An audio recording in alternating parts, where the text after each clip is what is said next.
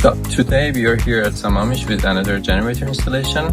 This is a 26 kilowatt for the whole house, and the house is on natural gas, so they are having their furnace, hot water tank on natural gas, and the rest of the house is electricity. So we did sizing calculation, and we ended up having a 26 kilowatt for this property. Rough part is done.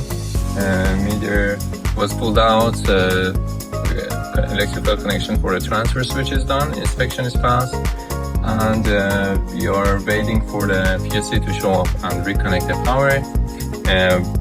In this property we needed to do a gas meter upgrade, which we did, and when the PLC replaces the gas meter, we are ready to do the tie-in. What this project is, I'm going to show you some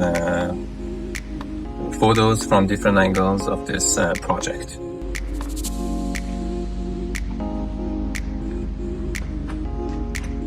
We are certified to sell, install and service generators.